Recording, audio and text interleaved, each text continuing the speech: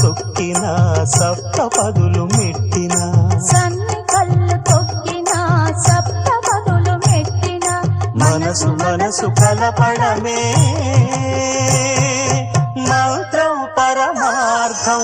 శ్రీరస్తు శుభమస్తు, శ్రీరస్తు శుభమస్తు.